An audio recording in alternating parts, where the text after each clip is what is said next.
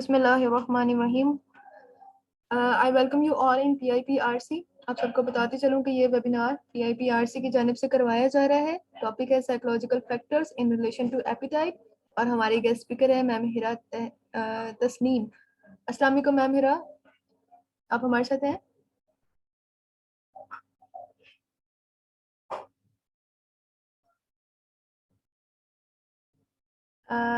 Ma'am हिरा कह रही हैं कि मेरी आवाज़ नहीं आ रही। मैम हिरा, आप हमारे साथ हैं? अगर हैं तो आप खुद को अनम्यूट कीजिए।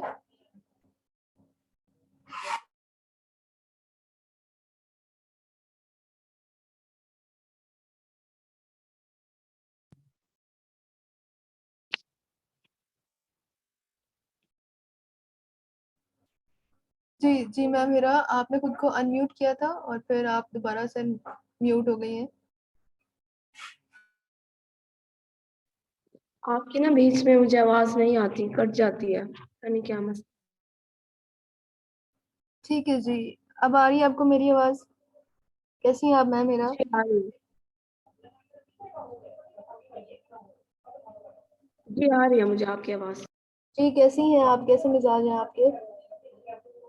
अल्हम्दुलिल्लाह, आप सुनाए। अल्लाह का शुक्र। हम आपको PIPRC में वेलकम कहते हैं और थैंक यू सो मच। मैदान आपका है। Over to you ma'am, start कीजिए। अस्सलाम वालेकुम everyone, myself Hira Taslim and my topic is about psychological factors.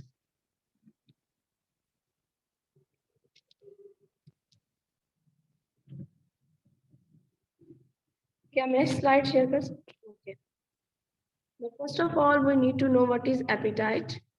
आज हम डिस्कस करेंगे कि जी साइकोलॉजिकल मैम हिरा, फैक्टर्स। अगर आप स्लाइड शेयर करना चाहती हैं तो आप कर सकती हैं, कोई इतराज वाली बात नहीं है।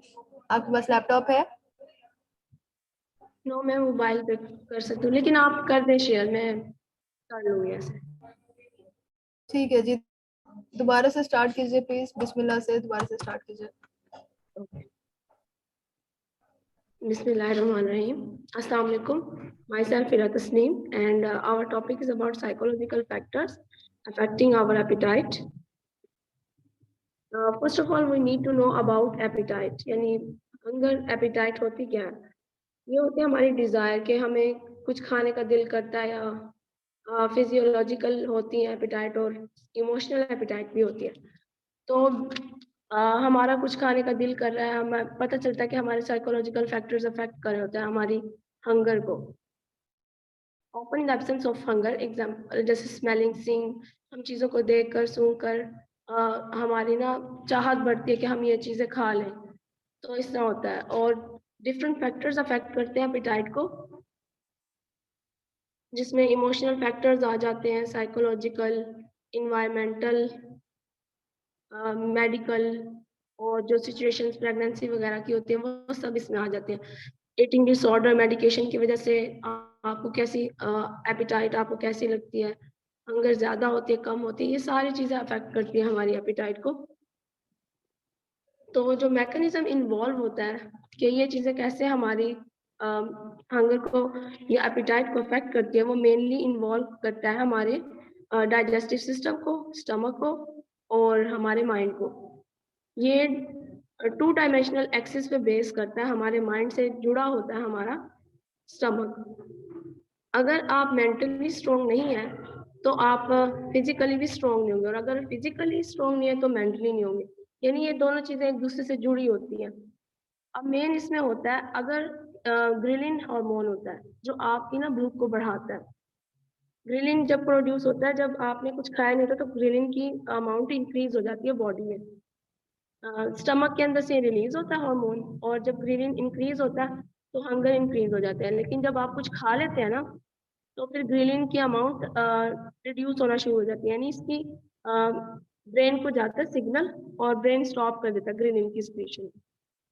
जो हमारे सेशेटी हार्मोन होते हैं उसमें लेप्टिन, फैट टिश्यूज, और ये डिफरेंट टाइप्स ऑफ न्यूरोट्रांसमीटर्स आ जाते हैं। लेप्टिन हमारी भूख को कंट्रोल करने में बहुत अहम किरदार अदा करता है। जिनकी लेप्टिन सिक्रीशन अच्छी नहीं होती तो वो ओबीज होते हैं, उनमें डिसऑर्डर्स होते हैं, ईटिंग डिसऑर्डर्स। तो लेप्टिन सेशिएटी को काज करता है, यानी भूख खत्म करता है। इसके बाद डिफरेंट ट्रांसमीटर्स आ जाते हैं, गैस्ट्रिक मोटेलिटी करते हैं, PY, इनकी एब्रीविएशन इसके अंदर मौजूद है, तो आप पढ़ सकते हैं। इम्पल्सिव बिहेवियर बहुत शो होता है, जैसे डोपामिन और सीरोटोनिन, ये एंटी रिस्पॉन्डेंट है ना एक दूसरे के। तो जब कोई भी स्ट्रेस होती है बॉडी पे, तो ब्रेन को सिग्नल जाता है कि किसी भी चीज के बारे में हो सकती है, स्ट्रेस जैसे स्टडीज के बारे में और इस तरह। तो जिनमें डोपामिन ज्यादा रिलीज होगा, जिन लोगों में, तो उनकी ना भूख बहुत ज्यादा बढ़ जाती है, जो टेंशन में बहुत ज्यादा खाते हैं। तो उनके साइकोलॉजिकल फैक्टर ऐसे इफेक्ट होता है कि जब डोपामिन उनमें इंक्रीज प्रोडक्शन में रिलीज होता है, तो उन्हें भूख बहुत ज्यादा लगती है। लेकिन कुछ में होता है कि सीरोटोनिन बहुत ज्यादा अमाउंट में रिलीज होने लग जाता है। तो ये सीरोटोनिन जो है ऑपोजिट इफेक्ट करता है कि एपिटाइट को स्टॉप कर देता है। तो दोनों ही अपनी ओवर सिक्रीशन पर ना बैड इफेक्ट शो करेंगे। उसके बाद ये डिफरेंट न्यूरोट्रांसमीटर्स और हार्मोन आ गए, इनकी लोकेशन बताइए कहाँ कहाँ से रिलीज होते हैं। जैसे ग्रिलिन और ये CCK, ये होता है एड्रीनलिन हार्मोन। ये सारे इनकी इंक्रीज और decrease production psychological factors affect करती है। उसके बाद हमारे पास आते हैं डिफरेंट कंडीशन साइकोलॉजिकल फैक्टर्स, जैसे on the basis of human nature psychological factors have different effect on every person। यानी किसी को तो ऐसा इफेक्ट करता है कि ज्यादा खाने का खाने लग जाता है, उसे पता नहीं चलता मैंने कितनी अमाउंट खानी है। लेकिन कुछ पर ऐसा इफेक्ट होता है कि बिल्कुल ही खाना छोड़ देते हैं। जैसे अगर बच्चों को कोई गुस्सा कर दे, साइकोलॉजिकली वो डिस्टर्ब हो जाते हैं, पेरेंट्स गुस्सा कर दे किसी बात पे, तो वो खाना छोड़ देते हैं, उन्हें भूख नहीं लगती। लेकिन बहुत से लोग बहुत ज्यादा खाते हैं टेंशन में, ये ह्यूमन नेचर होती है जो बहुत ज्यादा अफेक्ट होती है। और ब्रेन का और इसका हमारे स्टमक का बहुत ज्यादा रिलेशन होता है इस वजह से। अब ये कंडीशन क्यों प्रिवेल करती है? मोनोटोनस मेन्यू होता है चाइल्डहुड में, तो कॉग्निटिव जो डेवलपमेंट होती है ना बच्चे की, कॉग्निटिव एज होती है हमारी स्टार्ट की बिल्डअप, तो अगर हम उसे स्ट्रॉन्ग करें और मोनोटोनस डाइट ना दें, यानी एक ही तरह की डाइट बच्चे को ना खिलाएं, डिफरेंट वैरायटी ऑफ फूड्स खिलाएं, तब भी हम इस एपिटाइट को जो साइकोलॉजिकल फैक्टर इफेक्ट कर सकते हैं उसे रिड्यूस कर सकते हैं। जैसे न्यूफोबिक, वो फेयर करते हैं न्यू फूड से, न्यू आइटम्स नहीं खा सकते इस तरह के लोग। तो अगर हम इनको different types of food show करवाएं या उन्हें खाने के लिए दें, जैसे पेरेंट्स बना कर दें, तो वो उनका न्यूफोबिक रिलेशन खत्म होगा फूड से। ये एक साइकोलॉजिकल कंडीशन होती है। पीका डाइट्स आ जाती हैं, जैसे प्रेगनेंसी में।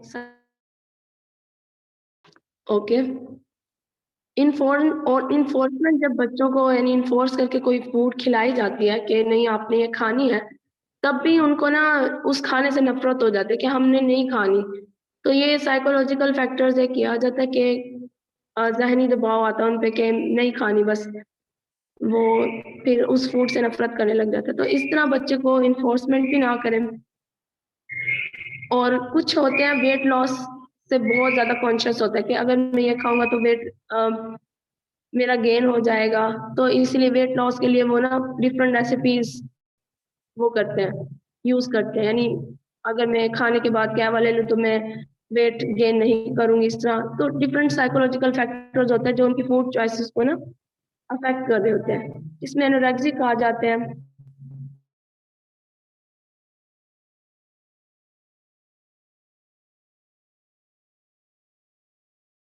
तो हमने मोटे हो जाना है, वेट गेन कर लेना।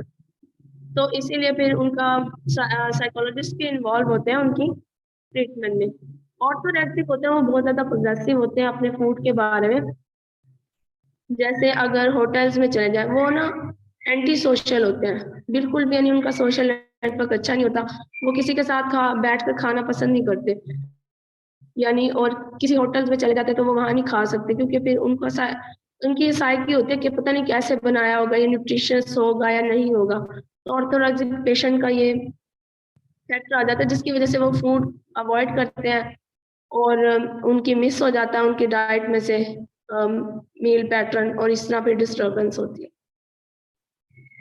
उसके बाद how can we deal with these types of situations. Monotonous menu को अपनी फैमिली मेंबर्स को ना दें, हम डेली बेसिस पे ना menu plan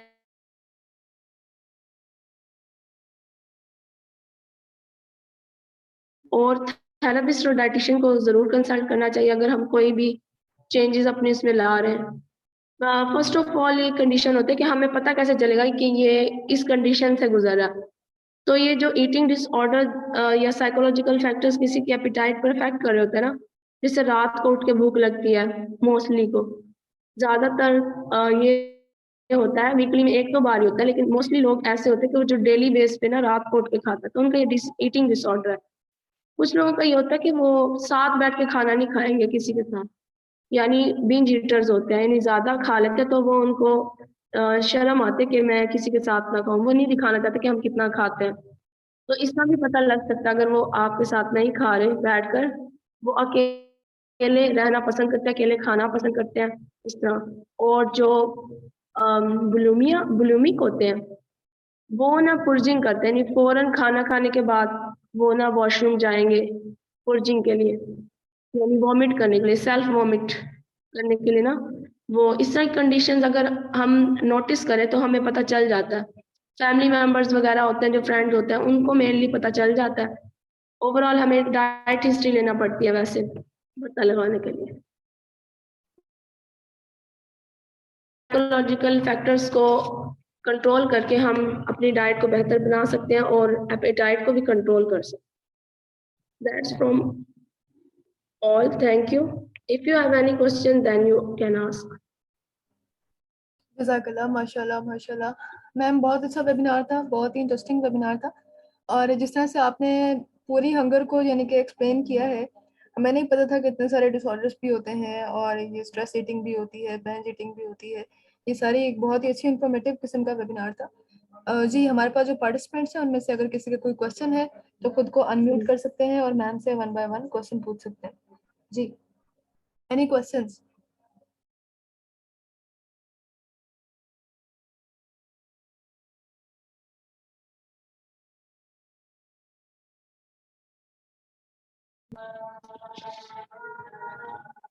In the end, I can give you a short tip. अगर आप वेट को ना, अगर आप केजी या पाउंड्स में करना चाहते हैं, अगर पाउंड से केजी में जाना चाहते हैं ना, तो आप 2.2 फैक्टर से ना मल्टीप्लाई कर दें। और अगर आप केजी को पाउंड्स में लाना चाहते हैं कहीं भी वेट, तो डिवाइड कर दें केजी को 2.2 से। तो ये फैक्टर आप यूज कर सकते हैं अपने वेट को पाउंड्स में लाने के लिए। Thank you. Ma'am, normal human being का वेट कितना होना चाहिए ऑन एवरेज? एवरेज तो ना हाइट वेट के हिसाब से बताया जाता है। जैसे अब मेरा है ना, मेरी हाइट है 5'3" और मेरा वेट है 60। तो मेरा आइडियल जो हाइट होगी, ये मेरी आइडियल है, यानी 5'3" के हिसाब से मेरा 60 वेट आइडियल है। तो इस तरह हर किसी का वेरी करता है। मुझे ये बताइएगा कि जैसे ये जो हमारे पास जो बच्चे हैं वो 20, 22, 23 इसी रेंज में है, तो इस एज में बच्चे की क्या इसका वेट होना चाहिए, नॉर्मल वेट, ताकि उतना वेट नहीं है तो दे शुड बी वरीड। जी जी बच्चे। मैम, जी स्ट्रीट ईटिंग क्या होती है? जी मैम हीरा, स्ट्रेस ईटिंग क्या होती है? स्ट्रेस ईटिंग होती है कि स्ट्रेस में आप बहुत ज्यादा खा लेते हैं या बिल्कुल ही खाना छोड़ देते हैं, ये स्ट्रेस ईटिंग होती है। इसमें हमारे ना लेप्टिन हार्मोन बहुत कम अमाउंट में रिलीज होता है, ग्रिलिन बहुत ज्यादा होता है, जिससे ना एपिटाइट बहुत ज्यादा बढ़ जाती है। आप ना आपकी यानी सैटिस्फैक्शन कम ही नहीं हो रही होती, आप खा लेते हो अपनी रिक्वायरमेंट तक, लेकिन फिर भी आपको ना और ज्यादा भूख लगती है। और फिर इस तरह अगर आप डेली बेस पे खाते रहो तो आप वेट गेन करना शुरू कर देते हैं और ओबेसिटी की तरफ चले जाते हैं। सही सही, जज़ाकल्लाह। ऑल राइट जी, और किसी अच्छा का जो कोई भी क्वेश्चन है तो पूछे। अच्छा जो आपने क्वेश्चन किया है ना मुझसे, ये वेट वाला, जी जी मैम हीरा। आप ना ये फॉर्मूला यूज कर सकती हैं। हाइट अपनी मालूम करें सेंटीमीटर में, ओके।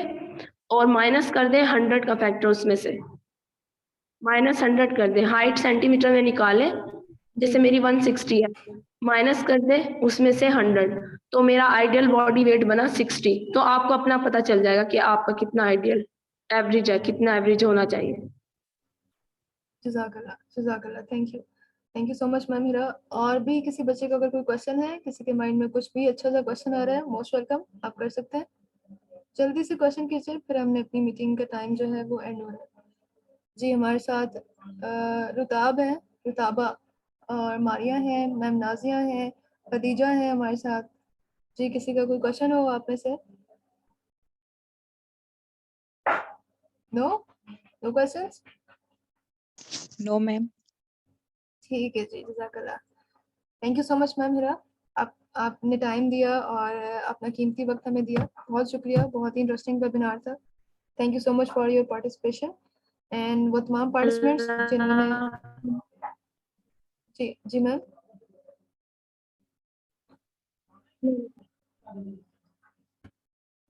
जी, एंड वो तमाम पार्टिसिपेंट्स जिन्होंने हमें ज्वाइन किया, आप लोगों ने अपना टाइम निकाला, थैंक यू सो मच। आपकी पार्टिसिपेशन बहुत वैल्यू रखती है हमारे लिए। सर्टिफिकेट्स इंशाल्लाह जल्द मिल जाएंगे। एंड अपना ख्याल रखिएगा सब लोग, इंशाल्लाह नेक्स्ट वेबिनार में मिलते हैं। अल्लाह हाफ़िज़। अल्लाह हाफिज।